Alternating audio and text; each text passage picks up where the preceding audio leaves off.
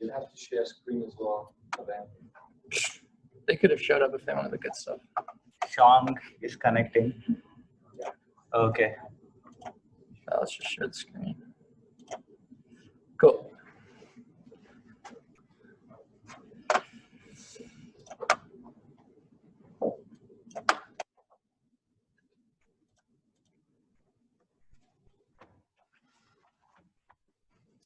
Well, we created the link for Catalina and she's not here yet. So. Who is here? Who's that? Not yet. Oh, gee. Okay. Oh, okay.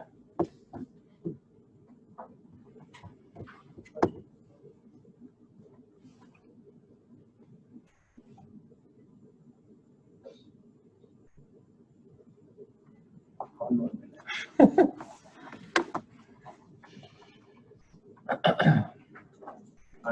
Yeah, just let's go for it. Hello guys, thank you for coming. I'm Pawan. This is our first meeting for the OpenSees Support Group. The intention of the group is, next slide, please. So yeah, so current and future users, obviously we want to transfer like the knowledge or like the experience we have. And also like, the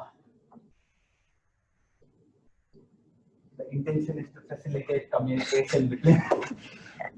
Okay, I'm just seeing the slide now. Yeah. So, anyways, so the format of the meeting would be like 20-minute presentation, and then like we will go over like the issues we have faced during our modeling, because like that's where the value is. I feel like because like saying just the conclusions is like it's the easy part, but like the difficult part is dealing with the issues and how to overcome the errors and all those things, which take time. And sometimes just by listening, the idea strikes and you'll save like days of time.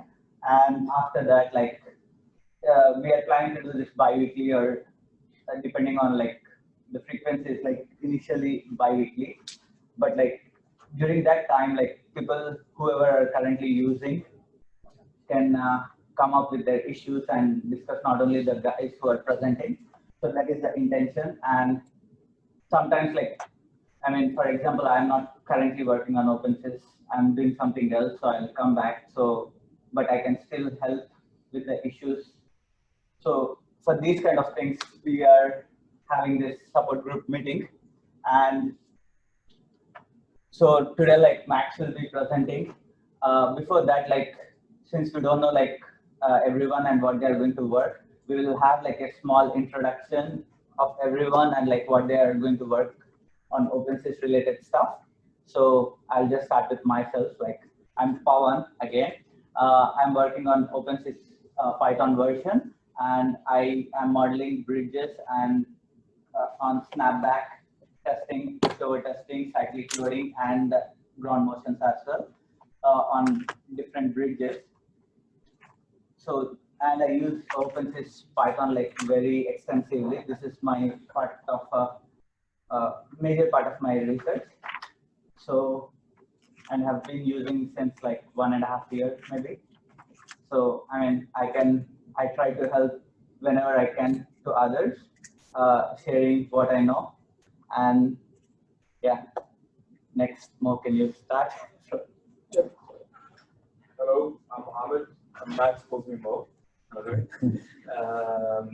And also Max can use Online user. Okay. So I'm a beginner. Just learned OpenSees a couple of months ago. Yep, that's it. Why are you planning to use OpenSees? What What are you planning to? What are you doing with it? What I'm going to be trying to model full building. Hopefully, I don't know. Yep. Yeah, modeling the Initial ideas are fine. initial ideas are fun. Still didn't split. Yep. Hi everyone, I'm Roy. I'm a beginning learner of GUI and other for 3 months. My major Like the slides before. on the cast complete work for its shoulder loading and the cyclic loading. Nice to meet you. Hi everyone, I'm Subduction. I'm a master's student and I'm working on OpenSees Py for modeling of these. What are you doing with the bridge? So currently I'm working on elastic model. Cool. Everyone, I'm Claire. I'm using OpenSees Py. I've known Python for many years, but I've only started using OpenSees Py a few months ago. I'm modeling of full building, I think. At least that's the fact. Cool. Hi everyone, I'm Rosa. I have used OpenSees Py 3 or 4 months ago. I have some experience with other commercial software and OpenSees. And I'm planning to use for my research. And what are you going to be modeling? Buildings? Hey, I'm Sam. I'm just here out of interest. I think it's cool. I know I'm not planning to using OpenSees directly for my research, but it's still interesting to have a little bit what's available. Hi, I'm Sean. I started using OpenSees about the same time as Pavan, but using on bridges, but not as much as Pavan.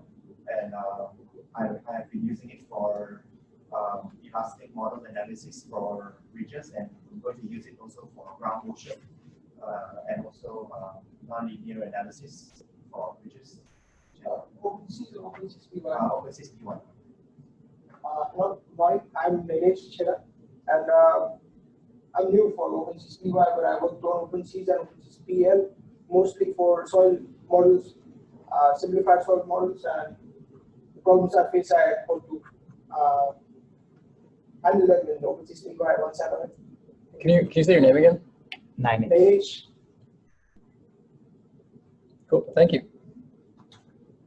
Hi, I'm Tomoni.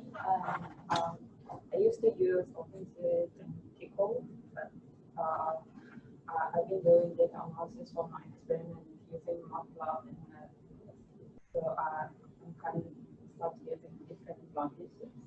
So I started using Python recently, and I'm working on analysis model for single-story structures. Cool.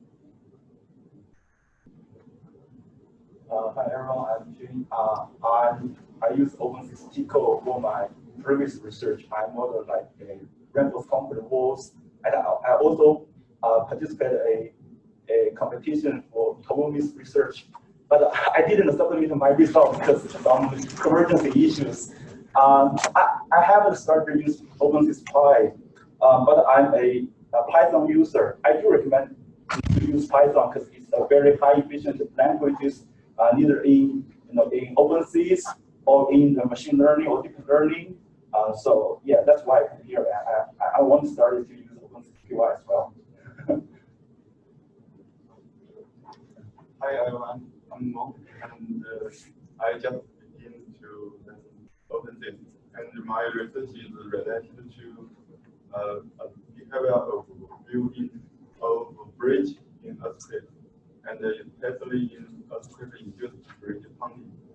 So I hope we can discuss. I can discuss with you, and so that's all. Thank you.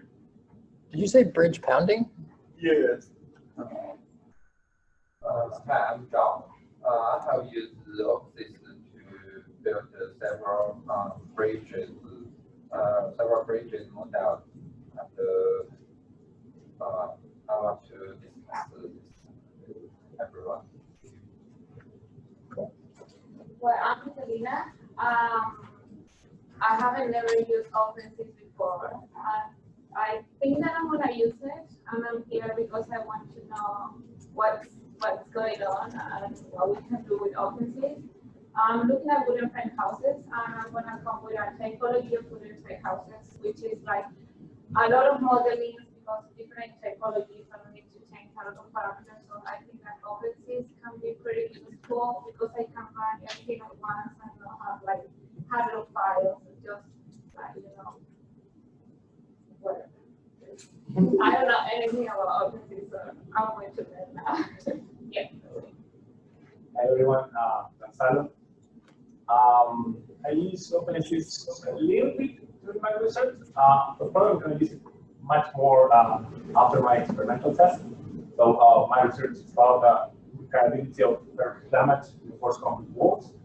So probably calibration models I will make after the test, and then extend my experimental work using the working model.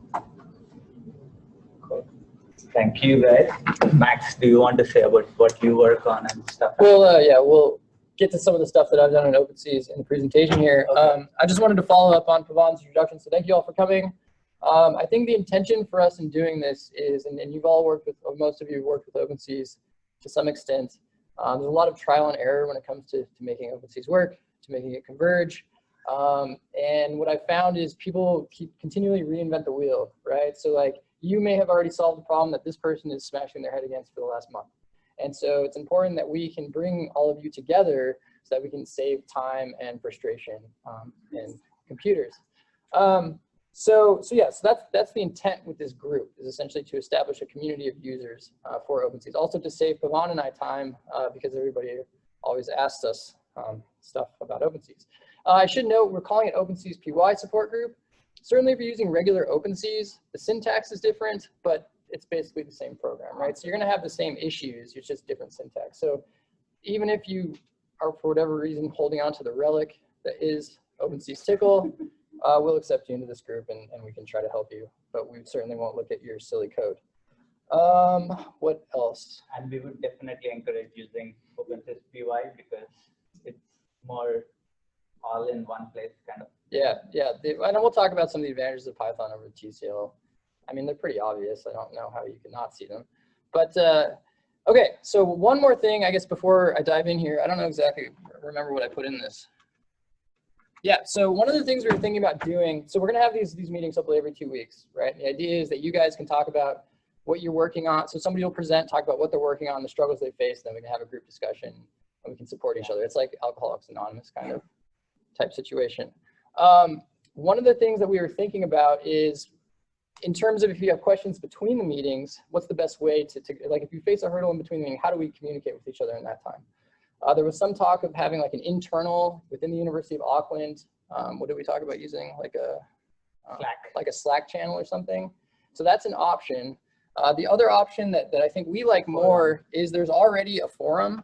So let's see if this will. Because I mean, the same issues can be faced by other OpenSees users. And we'll post this presentation. So this is a link. So this is a general OpenSees forum, and a lot of the questions here have really transitioned from the Tickle to OpenSees Py. So I support this approach. The issue is that sometimes it can be a little bit scary to post questions to these forums, particularly. So I think if you guys want to have a vote or something or think about it, you can email us one way or another. If you'd rather have like an internal, so we can ask dumb questions and feel dumb together, or if we want to ask our dumb questions to the whole world. So why don't you guys just email us your preference and we can try to set something up either way. Out of the gate, do you guys have any preference? What do you think? Always ask it internally and then no one can answer the question. Then move to this. That's not a bad idea, actually. Yep. And if we post it on the big thing, how is anybody of us going to be supported? Oh, that's a good point too. You'd have to check it regularly. Yeah, you'd have to check it regularly. You have to be regular, like Facebook user. So maybe we should do a Slack channel then. It's less daunting, I think, if you're just asking your colleagues. But the thing is, if there are interesting things going on here. Well, then we should post it on here after we figure it out. Yeah, I think that's a good idea. I think it'll be more likely. Answered by ourselves. Yeah, okay. I think that'll be more useful. Okay, sold. So we'll set up a Slack channel then, and we can all work together. And one more thing is, like, we didn't know like these many people were using OpenSees in the first place. So yeah, I've never even seen a lot of you. So cool. Yeah, good. It's good to know. Yeah, very good to know. Very good to know. Okay, cool. So this is what the forum looks like, but. Yeah, we'll set up an internal channel. I think that'll be a lot easier. Cool. I'm sure that you're all aware.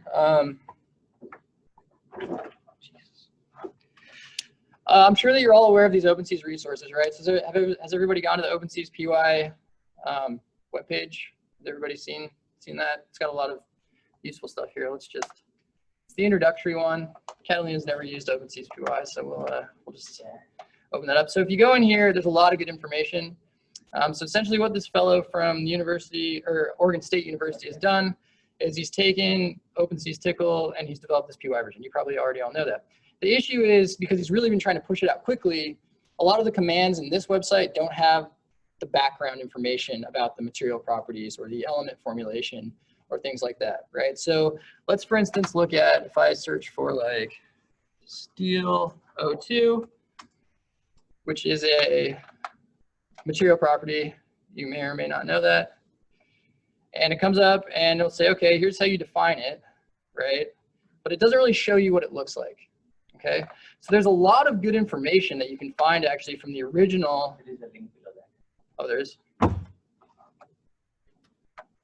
From the original Berkeley website. Oh, now I lost it. In the Explorer. You opened it in Explorer. Oh, I did? Yeah. Why would I ever do that? That's below. Oh, Yeah. yep. So if you go down here, and then this will take you to the original Tickle website, which you've probably all seen, right? And it'll actually show you what it looks like. So if you're new to OpenSees Py, just note there's a lot of really good information on the original Berkeley webpage. And I feel like I'm telling a lot of people things they already know, but just in case people don't know. Okay, cool. So with that, I guess let's get into what I was going to talk about. I think you all know what OpenSees Py is. So my original plan today is I was going to do a really simple example, but I think that's kind of a waste of everybody's time. So what I think I'll do is I'll post this really simple example. So there's a lot of great examples on the webpage, right? If you want to solve any, Pavon's put like a boatload of them up. I don't know how he has time to do that. But they go through and you can solve a bunch of different types of structural, geotech, soil structure interaction. The issue with those examples is they don't really tell you exactly what each command is doing. Okay, so it'll be like, oh, I'm assigning this, rigid DOF or blah, blah, whatever, and it doesn't really tell you what it's doing. So I'll post an example that really specifies what each command is doing. What's the constraint handler doing? What is your, what's your solution algorithm command do? Things like that, right? So it'll dive in a little bit more deep so that when you're assigning things, you actually have an idea of what they're doing from a finite element context. Okay, so that should help you figure out more what you're doing. So you all know this, OpenSees Py, well actually just OpenSees, developed at the University of California, Berkeley. I'm sure you all knew that, by a fellow named, does everybody know who invented OpenSees? FMK, which stands for Frank McKenna. So he's a great guy, really nice, except for on the forums. Make sure you don't ask any dumb questions on there or he'll lash you. So FMK is a scary man, but he's nice. So as you know, it's all open source. Because it's open source, that means you can add your own materials, you can modify existing materials. Has anybody done that? So that's something we can actually talk about in here, right? So if you can't find a material that does what you want, or you're modeling something different that has been modeled before, you can actually make your own material. It's not trivial, it's certainly not easy, but it can be done. And I've done it, I did it during my PhD, so we can do that. We can talk about doing that here maybe later on down the line. I can put together a presentation on that. Let's see. There's no GUI, although Mo sent me one recently. So people have continuously been trying to ruin OpenSees by adding GUIs to it, graphical user interface, right? So a graphical user interface is nice if you want to model one thing. If you have one building you want to model, you can click, your little sticks, put them together, have your nodes, assign your. It's great, and most of the commercial programs do that. The issue is when you want to start doing parametric studies, and that's where OpenSees is really nice. It's very easy to run parametric studies from a command line or a scripted model definition rather than a GUI. But there are GUIs out there. Some are free. There's a new one that costs $50. So yeah, they're out there. You can find them. Let's see. As you all know, it's historically used. Tickle. Does everybody know why they use Tickle? So apparently they thought about this like a lot, and they came down and they thought Tickle was going to be the scripting language of the future. They missed the mark a little bit on that one. So anyway, so it's been in Tickle in the past. It's not the most intuitive language, and you all now know that OpenSees Py has come out. The reason OpenSees Py is better than the original OpenSees, in my opinion, and I think most people's opinion, which is why they made a Python version, is Python has a lot more functionality. So you can really do end-to-end within OpenSees Py. You can go from your input to your model definition to displaying your output in really cool ways. You don't have to go back and forth between. I know a lot of, I wrote a Python wrapper for OpenSees when I was doing my PhD because I hated using Tickle so much. Other people have written MATLAB wrappers, which I think some of you were talking about. So this just makes it so it's a nice seamless end-to-end use of OpenSees. And this just shows in 2019, Tickle is this tiny little dot here, and here's Python. So yeah. This isn't that important. This is just the main structure of OpenSees Py. Don't worry about that. Cool. What you should expect when working with OpenSees Py. So OpenSees is a research tool, right? And that means it's not necessarily as stable as the commercial formulations. Okay, so when you're using SAP or you're using eTabs or whatever, Perform, does that still exist? I think it does. You're going to get a program that's really stable. They've tested it for a ton of different situations. When you're using OpenSees, you're often using something that a PhD student coded up, and it potentially hasn't been tested for every situation. And so it'll break down. And that's something that I think we can talk about in the support group. For instance, when you're using, there's a reinforcing bar material model. When you look at it on paper, it looks great. It looks like it's going to solve all your problems. You're going to be able to model everything in the world. You start trying to use it, and it won't converge. And you're like, oh, what am I doing wrong? Together, we'll be like, oh, yeah, no, that material model isn't the best material model. This is why I don't want to record it. I would have used different words. So yeah, anyway, so we can talk about things like that. It's under continual development. So, oh, and particularly OpenSees Py. So it's important. It's kind of interesting. So OpenSees Py gets recompiled occasionally, and they add new functionality. And it's good because you get new functionality from what they've added. But sometimes, and Pavan has experienced this, when you update, your old models won't work anymore. So it's really important that you track your version so that you can go back if you update and then things don't work anymore. So just be aware of that. They are changing and adding stuff and fixing bugs. But yeah. It's not perfect, certainly not perfect, and the error messages don't mean anything, which is really frustrating. Yeah, anyway, so it's basically, this slide is just saying it's an open source software. Yeah, you can do a lot of fun stuff with it. So now I was just going to go through some of the stuff that I've done in the past to give you an idea of how I've used OpenSees Py. Most of my stuff is structures based, so I know there's one geotech in here, and hopefully we can get a bigger geotechnical group in here because I don't know much about it. Pavan's kind of like on the edge a little bit, but all my stuff is totally structures based. So I just want to show you some of the stuff that I've done and some of the things you can do and why OpenSees Py was advantageous over regular OpenSees. This is a fun one. So I think some of you have actually already seen this, this work. So this is a dynamic response modification of we started looking at bridges, but it's supposed to be dynamic response modification of just general structures. So the idea here is you want to take an irregular structure with an irregular stiffness, and you want to be able to generate a regular mode of response. Okay, so in this figure over on the right here, you can see this bridge. Okay, and this bridge has columns with 2 different lengths. Okay, so what's going to happen if I subject this to a transverse ground motion? Feel free to talk. The answer is right on the screen. It's going to twist. You're going to get an irregular response. Nice, right? Because these set of columns here is a lot different than this set of columns here, right? And so it's going to twist. And so what we wanted to do in this research, and this is actually some ongoing research I'm working on with some people from Washington, University of Washington, is we want to take this and figure out a way to make a regular response. So there's a couple ways you can do that. You can modify the stiffness of the columns, or in my opinion, the sexier approach used in the structural engineering is to optimize the mass distribution. Okay, so you can actually optimize the mass distribution in the superstructure to generate this response.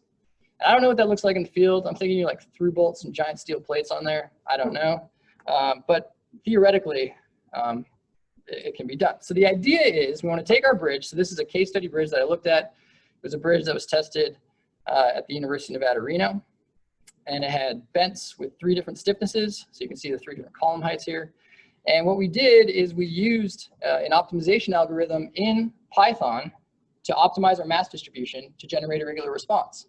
Okay, and so this is an example where using OpenSees Py gives you a big advantage over original OpenSees because we're able to use this optimization toolbox within Python to allow us to do this optimization. Okay, and let's see what that looks like. Yeah, so we used a modified cobula algorithm. We introduced a basin hopping algorithm to that original algorithm so that we get away from localized minima. So essentially what this is these are different earthquake runs, and then this is the optimized mass at the different bends. Okay, so here's where we started, and then it all optimized to one solution. And this is why we use the basin hopping, because you can see here we have 2 converged to 2 minima. Okay, and I won't go into the math or anything or what we were optimizing to, but I just wanted to show you how it turned out. So this is the unmodified, and this is another example by OpenSees Py. So cool, you can generate great plots, right? So this is a cool plot here. You can see the red line is the straight line from the center bent, and you can see how much the exterior bents deviate from that, giving you the irregular response. Okay, so let's now look at the optimized mass solution. It all dances together now, right? So whereas in the other one, they were all dancing to their own music, the beat of their own tune, is that a saying? Anyway, in this one, they're not. Okay, so this is an example of some cool things you can do with OpenSees Py. We went from using OpenSees Py, we introduced an optimization algorithm from the optimization algorithm toolbox in OpenSees, and we use that within our solution to give us this response. You could not do this with original OpenSees. You'd have to go back and forth between a few different programs. Okay. Oh, this one's kind of neat. So here we're using one-way coupling to estimate the response of a bridge subject to sequential hazard. This is some pretty cool work that I've been working on with people from the University of Washington. I'm hoping to continue here. Does anybody know Pablo? He's a CFD guy. Heard of him. Yeah, so there's a CFD guy that we just hired. He's really big into this. The idea here is we want to use one-way coupling between OpenFoam. Has anybody heard of OpenFoam? So that's an open source computational fluid dynamics software, and OpenSees. So we're going to generate our tsunami loading profiles using OpenFoam, and then we're going to take our OpenSees Py model and subject our OpenFoam demands to our OpenSees Py model. So this is a one-way coupling problem. This is what the model looked like. Not a super big deal at this point. I'm sure we can talk about this all later. Essentially, it's just a 7-span bridge located on the coast of Washington State in the US. We modeled it using a fiber-based approach, which is pretty common. It's a macro modeling approach. Anyway, we don't got to get into the details here. Sorry, so the first thing we did was we generated our OpenFoam model.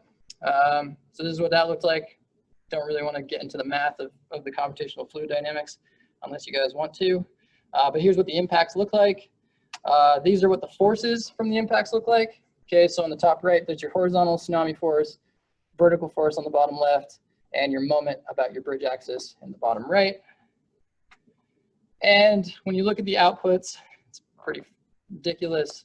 Pretty much you cannot design for tsunamis, was what we came to. So you can see on the left is the seismic only response, on the right is seismic plus tsunami. You can see, so we looked at a couple different bridge types labeled RC and CFST here, not that important at this point. But you can see the RC bridge went to like 50% drift. That shows that it had a very robust non-convergent solution algorithm if you can actually push a bridge to 50% drift. And that's something we can talk about in this also is how can you write your non-convergent solution algorithm such that it'll give you, it'll actually converge through extreme deformations.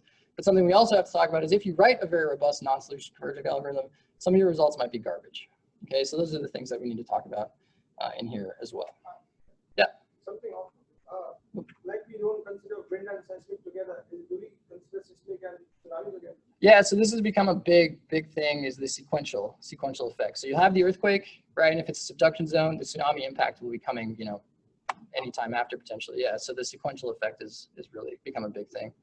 What we were thinking when we started looking at this is we're like, okay, if we have an undamaged bridge and we hit it with tsunami and it survives, cool. What if we have a bridge that goes through an earthquake, gets damaged, will it still survive? What we've unfortunately really found is, the tsunami impacts, so for this bridge, at the location of this bridge, this is the seismic base shear, right here. This is the tsunami impact shear. I mean, you can't, there's a giant gap there, right? So you either got to bridge a bridge taller, you got to do like a breakaway structure. I don't know, we're not quite there yet, but at this point we've kind of been like, okay, you can't, how we're doing things now, you can't design a bridge to, yeah, unfortunately. But what we're working on now is structures, so tsunami evacuation structures. And essentially those consist of composite columns, so CFST columns with breakout walls, and they'll allow people to basically run up them and ideally be safe from the tsunamis. So that's kind of what we've moved to. So yeah, this is some really cool stuff. We're hoping to start introducing two-way coupling. So I should say one of the issues with what we've done here is because it's one-way coupling, thanks, Zoom. Because it's one-way coupling, what we've done is we've taken the demands from the tsunami, so from our OpenFOAM model, and we've plugged them into the OpenSees model, and we don't update those demands based on how much the structure is deflected. So what we want to start looking at potentially, and Pablo has told me this is going to be extremely difficult, probably an entire PhD project, is can we go back and forth between the two programs, right? So you get your demands from your OpenFOAM model, apply those to the OpenSees model, it would deform the structure. You then take the deformed shape, put that back into OpenFOAM, remesh, right? Run the fluid step, get new loads, put that back into OpenSees, run the step, deforms more. So it would be a two-way coupling problem. It's gonna be tough for sure. So.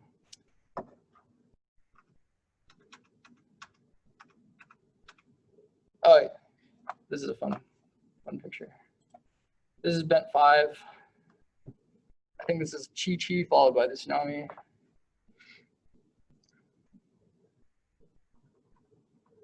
Yeah, so just, I mean, it collapsed. It shouldn't have converged that far, if I'm being honest. That's just dangerous. Oh, this is something I talked about in my job talk, something I've been working on more recently, and something that Mo is going to pick up. So what we've been looking at is the efficacy of multi-fidelity macro modeling. So the idea is what we're really shifting to, what the area that my research is shifting to is modeling regional response rather than just the response of individual structures. In order to do that, you need to develop a way to predict the response of a ton of buildings, right? And it's not practical to go through and build full 3D models of an entire city, let's say, right? You just can't do it. So what we're looking at is how simple can you make your models and still get a reasonable structural response? So this is a building in Wellington you might recognize. I don't think I'm allowed to say what it is technically. So we looked at a single pier of this building, developed a full 3D model. This also shows some of the cool stuff you can do with OpenSees Py. So in this figure here, what you're going to see is hinges develop. And the size of the hinge depends on how much it's hinging. And these are actually fiber elements. So rather than just looking at rotation, we're actually looking at strains. So these hinges pop up based on your strain magnitudes in your cross section. And so that's something pretty cool that you can do with OpenSees Py. Yeah, it's ton of hinging in this building is what it comes down to. And then this is just the same building 2D. And again, you'll see the hinges develop. And again, these hinges are not based on rotation. So if you look at the hinge models from SAP, let's say, right? So SAP will kick out all these cool little, like, oh, it's yellow, it's orange, it's red. So those aren't actually based on fiber-based sections with strains, right? Those are just based on rotation limits. And that's great and everything, but if you're modeling using a fiber element, you might as well take advantage of that, right? You might as well be like, okay, have I actually yielded? Have I actually gone fully plastic? So that's something you can do with OpenSees Py. Oh, and what's cool with these fiber models, and I'm sure you've all recognized this, is you actually get frame expansion when you have reinforced concrete, right? And it starts to hinge, you actually get frame expansion, and you can actually see that here. So that's a cool thing about macro modeling with fiber-based elements. Oh, this is cool. So this is a project that I'm tangentially involved with, but this is mostly my colleague Nasser Marafi at the University of Washington. So he's the one who really got me into Python. We were doing our PhD together, and he's like, this tickle stuff is garbage. Come with me, I'll lead you down the path of righteousness. And then we wrote this entire wrapper, and then now OpenSees Py exists. So whatever, that's fine. The idea is, so I did my PhD in Seattle, so all this stuff's focused on Seattle. They're really afraid in the Pacific Northwest in the US of what they're calling an M9, so it's a magnitude 9 subduction zone event. There haven't been many earthquakes in the Pacific Northwest in recent times, and so the design codes have kind of relaxed, and it's not going to be great if there's an earthquake there. And so what he's looking at is these long duration subduction zone events, and particularly their influence on shear wall buildings in Seattle, because there's a ton of those there. Let's just get to the cool stuff. All right, so we looked at a couple different realizations. So these are rupture realizations for the M9 event in Seattle. These figures are made in Python, in case you want any more motivation to use Python. And so what you can see, the vertical lines here are the accelerations recorded at different stations, and then this is the earthquake propagation. And these are all made in Python. You can see with that event, Seattle is just toast.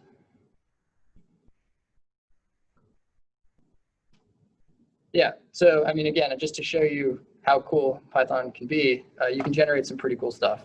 This is pretty much the same thing. I think it's just rupturing the other way.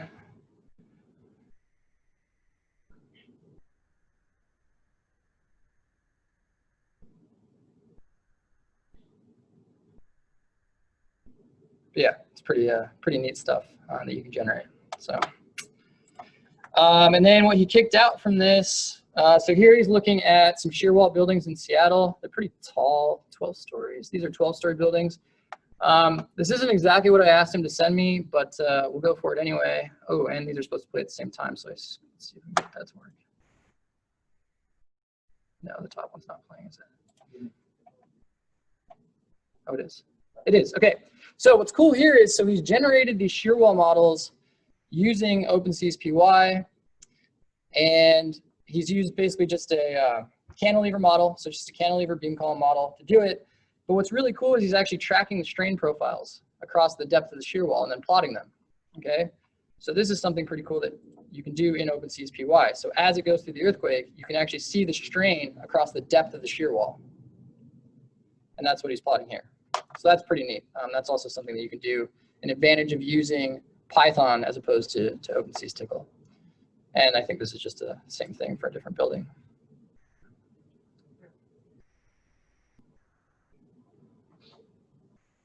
Anyway, you get the point. You guys are engineering students. You don't have to see the pretty pictures.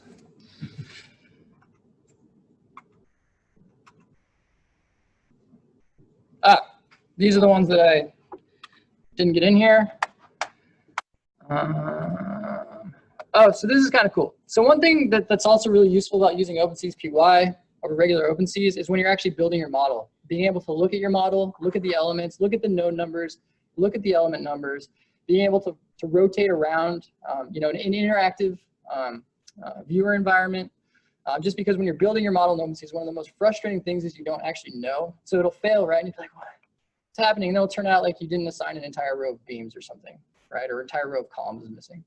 And so using OpenSees Py and then using something like matplotlib, which is a plotting function in Python, or myavi, which I really like, which is another function in Python, you can actually generate what your model is going to look like before it runs, which is extremely important. So what my colleague Andy from the University of Washington has done here, I have no idea why he did this, but you could, but I don't know why. This is essentially how his script builds the model. Again, I don't know why you do it, like it's Flash or something for a conference maybe. But he did it and he took the time and he sent it to me, so let's watch it. It is kind of neat, I guess, I don't know. But this is, yeah, again, this is a big advantage of using Python is you can actually. So he input one element and node at a time and then ran, and then input one and then ran. Yeah, again, I don't know why you would do that. So there's no reason to do what I just showed you, besides just to show off, I guess. But the point is you can actually look at your model before you run it. And that's a really important thing to be able to do. And that's one of the biggest frustrations with OpenSees, where with a GUI, it's nice because you can actually look at everything. Let's see, what else do we got? Oh, this is just cool. Let's see if we can run this. So this is cool because look at this small building here versus this big building here. You certainly get some pounding. And again, these are the examples of some of the outputs you can make.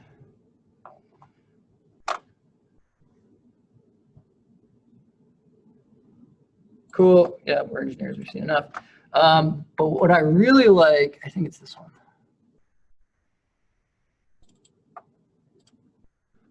This figure is awesome. Look at this. You got this cool perspective, and then you have the story drifts at each story and the base shear. So cool. So again, these are the types of flashy outputs that you can use at conferences and things, and people will automatically respect you more. Yeah, anyway, so super neat. Like this figure just blew me away. The last one he sent isn't quite as cool. So it's 4 different archetypes, and it shows when they collapse. It's kind of cool, I guess.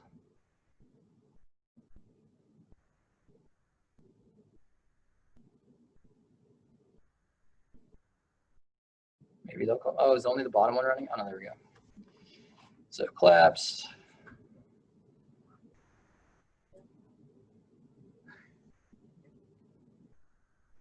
That one just like falls over. So yeah, so pretty cool stuff that you can output.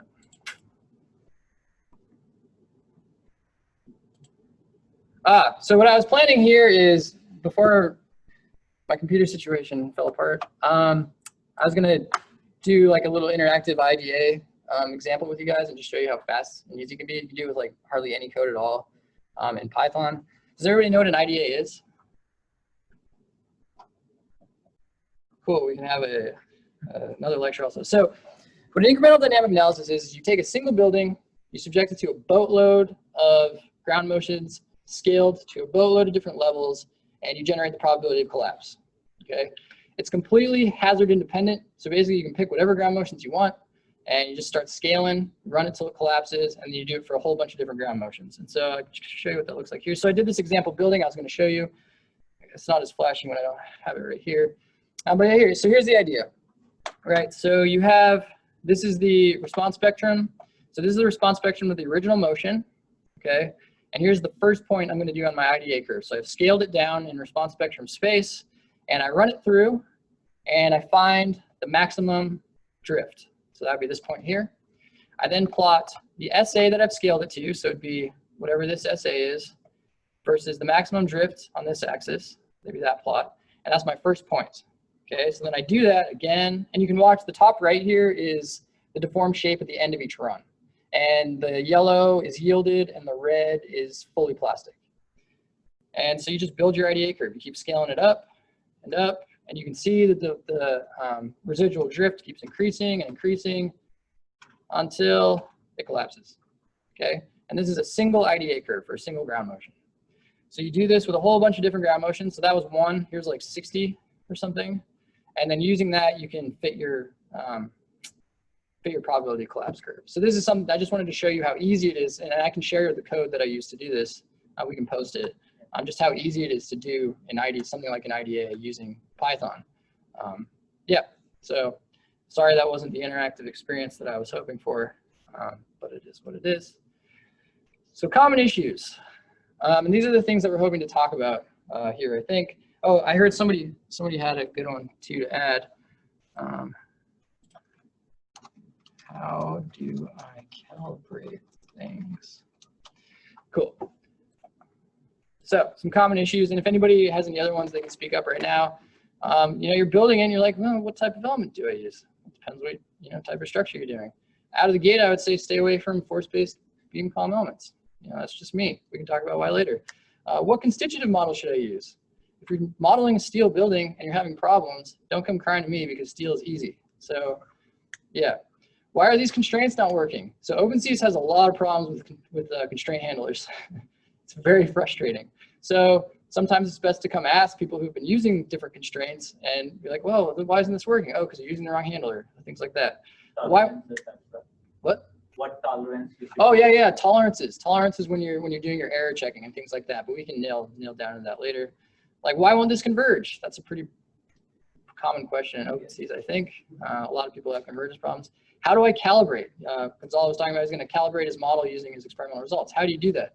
So there was a student who's working on some bridge modeling the other day, and he was talking about how he calibrated his material models, and he just manually changed properties until it lined up. It's like, oh my God, that's what computers are for.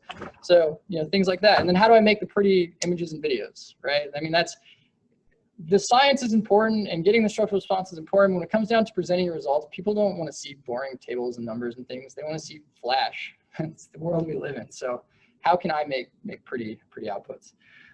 So anyway, I think that's one more thing. How to set up your whole code like layout. Yeah. Yep. Good idea. And we'll post this presentation.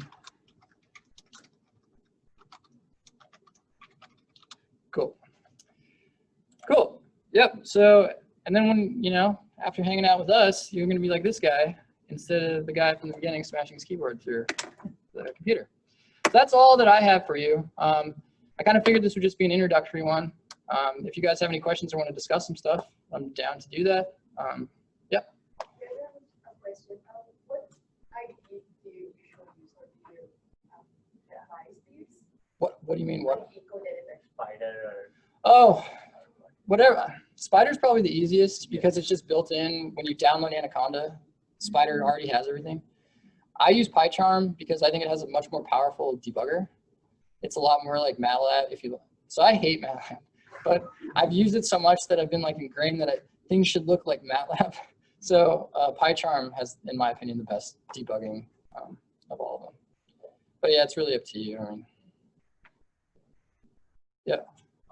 Your animations are really cool. I'm also making some animations for the ID test, the two-story test. Yep. So what packages do you use in making these animations? So I generally use matplotlib, and then I use ffmpeg to compile the matplotlib outputs. Or yeah. So there's a few different ways you can do it. So that's how I do it. Yeah. Oh, but that's the other thing I wanted to bring up too. So there's always new stuff being introduced to OpenSees Py, and we don't have time to like play with all the new cool stuff. So they just came out with these new visualization tools that I have not played with at all. And so I'm leaving it to you guys to try those out, and then you can present them to the group, and we can recommend, to future students whether to use them or not. So the visualization tools are only for like the layout nodes and all this stuff, and the guy just left like, oh, we can do stress strain and all these kind of things. I mean, we have the code, but we just need to make an example and post it online. Yeah. Most of it, like we do it ourselves and we have it, but like sometimes lazy to post it like that. Yeah. So it's also useful, like when at least we can share it among ourselves. Like when, for example, he has IDA stuff and he's sharing with everyone. That helps, like we are not reinventing again. Yeah, there's no point in spending 6 months doing something that somebody already did. And so we already have the confidence because it's used and published and stuff. So This day station, I guess, because I don't know how many people use Git, but I think oh yeah, that's one thing. Git version, that's pretty useful too. Yeah, that's a very nice idea. Yeah, that is a good idea. You don't have to share your private libraries, but like if you want, you can post it on Git and someone can take the code from there. And it's also useful for you because you don't have to save multiple times, like version 1, version 2. It does it for you, the same code. Whenever you're uploading, it tracks the changes. And if, for example, you want to go back to the code 1 month like behind, you can just go and you can download that code instead of GitHub. And GitHub, yeah. And even if you don't do that, like keep versions of your stuff. It's just good practice because you might change some stuff and then it doesn't work, and then you're like, what did I change? Oh no! And it's just you're chasing your tail. GitHub does it for us. Yeah, they do. Yeah. And usage of the libraries is one big thing. Like for example, like everyone like finds out like a new library which is more efficient. Like and it does come up. Like for example, there are like for example, people write their own response spectrums and all that stuff. But there are some libraries where you can go online, like OpenQuake and all that stuff, where there is a lot of seismic related stuff which is already done by experts and it's online. So you can sometimes, if someone knows, like you can just use them and it saves a lot of time. And it's more, it's more trustworthy as well than writing ourselves sometimes. Yeah, so if you find yourself and you're like, I have this ground motion, I want to generate a response spectrum, rather than be like, oh, I should probably write a code to do a 1DOF, but you should just like pop on the Slack channel or whatever we develop, be like, hey, I want to do this. How do I do it? You might as well ask people if they've done it before you dive in and reinvent the wheel again. Cool. Any other questions, topics for discussion? So I think Pavan will present next time. He's been doing a lot of soil structure interaction stuff, so that'll be pretty neat to hear about. But yeah, that's kind of. And one of the challenges which like I faced and like others I'm seeing when they're starting is like if you are a new coder like I was, like I didn't have any prior coding experience. So how we lay out our whole code, like imagining like end to end, and like what kind of, how to put our variables and what kind of, should we use dictionaries or lists, or like how to arrange our post processing, keeping everything in mind. you'll make that will just avoid like reversioning multiple times, like, oh, this code doesn't like not efficient, and making it better and better. I mean, I learned to code on Code Academy during my PhD. I got a certificate. I made a battleship game. It's awesome. And yeah, I have the certificate hanging in my house. Yeah, so. of course, and I do. Yeah. So yeah, don't feel like that's an obstacle. It's And easy to overcome. Typically, like this last 20 minutes is like for, you don't have to specifically ask the questions from the Oh yeah, ask anything you want. Yep. Ask anything from your personal like modeling difficulties and stuff, so that like we will also like have, I mean, you don't have to wait until you present. You can just like come up with your problem, like, hey, I'm presently facing this issue. How did you guys handle stuff? Like, if anyone has, feel free to. Yep. So cool. Currently, how many people are using OpenSees like actively now? Like at least few. So I mean, if you guys have any issues, then like you can just go to ask that. Yeah, no, just simmer on it. We don't want to put anybody on the spot. Yeah. But feel free to ask dumb questions, because yeah. Dumb question. I like how you immediately raise your hand. In the TCL, is it possible to, through TCL, is it possible to have built-up models of soil or any other thing, or modify the response which you want specifically, which is not already there in built-up models? That don't already exist. You'd have to go in and build them in C++. If they don't exist already in OpenSees, you'd have to go build them yourself. Yeah. I think, if I understand your question. Do you want My question was through TCL, is it possible, OpenSees TCL, but you have to go through C++. If the material model that you don't already, it isn't already in OpenSees, if it doesn't already exist in OpenSees, you have to go into C++. Yeah. So are you talking about an existing material model or like a new one? Existing material. Oh, then you don't have to go to C++. Then you don't have. How do you modify the response that you want from an existing model? Oh, so the model's not giving what you want. No, then you have to go to C++. Then you have to make a new model. Yeah, you'll take, so what you do then is take that base model that you like, you can get the code for that, and then modify it as you see fit. Yeah, and we can, that's a great idea. I think we should probably have one of these sessions to developing your own material model. Maybe you have to. Yeah, we should do that in maybe like a month or something. That's a good idea. Yeah. That would be awesome. You must be having some examples at least. Yeah, I could probably dig something out for you to use. Yeah, send me, let's get the Slack channel going. Yeah, let's do that. I have to learn how to do that. Yeah, we can help you out with that. I've got a situation when I use the command about get element force. Once I ask and then when I want to get the moment and or the force of the element, but the Python command did not show the detail about which direction force I've got. And the commander, the parameter of this command, arguments of this command are always make me misunderstand. So it's not clear in the documentation how to actually call it. So there's a lot of instances of that in OpenSees Py, just because they still are pulling it over. So the best thing to do would be, in that instance, go to the big forum. That's a question for the forum. I've searched on that. There is only one answer. No, you should ask your own.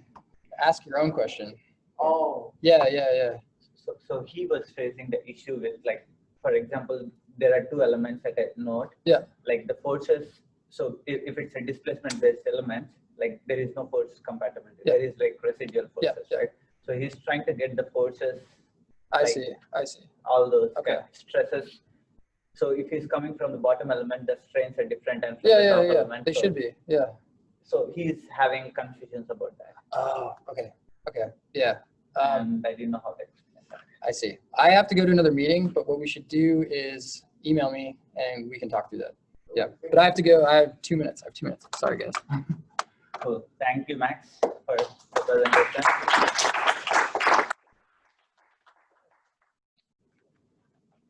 So if I just end this, the recording should be saved, right? I don't know.